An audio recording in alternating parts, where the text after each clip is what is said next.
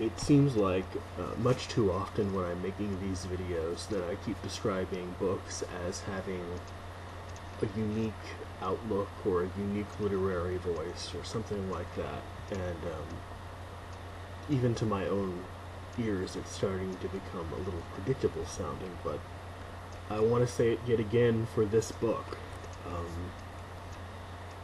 Again, the first time I'd read anything by this author, another name that I knew I should recognize, or that I did recognize and knew that I should read something by him, simply because he'd won a Nobel Prize, and if I'm unfamiliar with someone's work who's won a Nobel Prize, I always try to at least familiarize myself with one or two things by them. This is Gimpel the Fool and Other Stories by Isaac Bashevis Singer.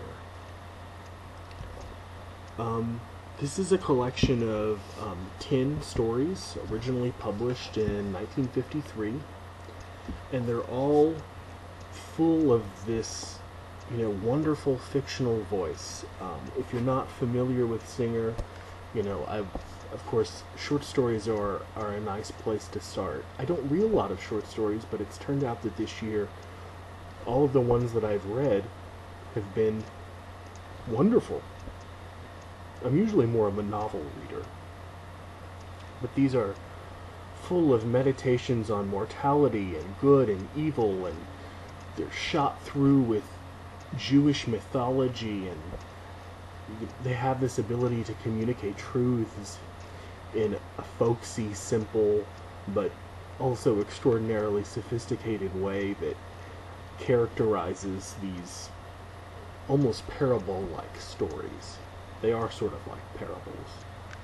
Singer's protagonists live in the old world in every sense of the word, world inhabited by Dybbuk's and Golem, who are every bit as real as anyone else, even though they're spirits and ghosts. They're not disembodied spirits in a world beyond. They quite literally live in your mirror. I mean, that's actually one of the topics of the stories, the ghost that lives in the mirror. And they come and talk to you even after they're dead, after they've died. In the title story, and maybe one of the most endearing stories, and probably Singer's most famous story, Gimpel the Fool, there's a baker named Gimpel who lives in a town called Frampol. And he openly declares in the first lines of the story, "I am Gimpel the Fool. I don't think myself a fool. On the contrary, but that's what folks call me."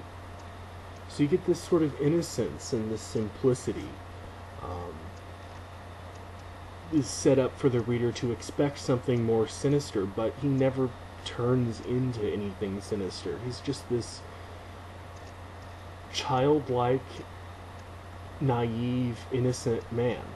And despite being married to a woman who shamelessly cuckolds him time and time and time again, he seems to have this kind of preternatural ability to forgive and to accept. One night, a spirit of evil visits him in his sleep and tempts him to deceive the world in the same way that it continues to deceive him. He asks, how can I do this? And the spirit says, you can accumulate a bucket of urine every day, and at the night pour it into the dough that you bake your bread with. And the devil says, let the savages of Frampol eat filth. And he goes on to urge him not to believe in God. The spirit of his wife visits him and warns him that just because she was false to him doesn't mean that everything he's learned is false. Gimpel is a very poignant figure, but one whose goodness consigns him to what others think is foolish for his entire life. And that's sort of the paradox at the heart of the story. Singer, the storyteller, is really at his height in a story called The Gentleman from Krakow, wherein a man descends upon Frampol, is sort of the geographic center for many of these stories. Seemingly unable to solve, seemingly able to solve many of the city's problems with his tremendous generosity and wealth. The only man trying to brook his influence on the townspeople of Frampol is old Rabbi Ozer, who keeps warning that he's a satanic influence, but nobody in the town believes him. With such a heavy-handed theme, Singer does what might seem like the impossible here, telling a moralistic tale without taking a cudgel to the reader's head in order to communicate his message. This might be one of my favorite stories in the collection because its tone has so much in common with many of the others. I used the word parable before, but fable also comes to mind. But not parables and fables for children. I mean, they're really sophisticated adult stories. It's clearly articulated. It's a clearly articulated and well-defined fable that leaves enough room for ambiguity to entice the intelligent reader to visit it over and over again. Like I said, after this and a couple of other experiences with short stories this year, I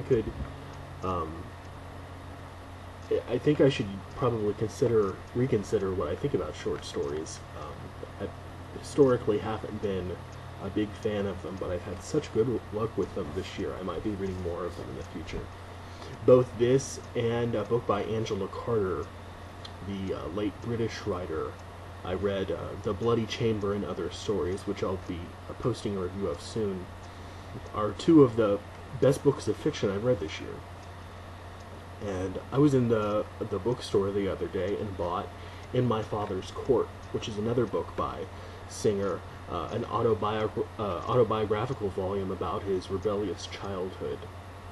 And these stories, more than anything else, struck me as the stories of a rebel. The characters are overly credulous yet smart and deeply religious, but also speculative and full of doubt. So if In My Father's Court is anything like these stories, I can't wait to get to it. Gimpel the Fool, 10 Stories by Isaac Bashevis Singer.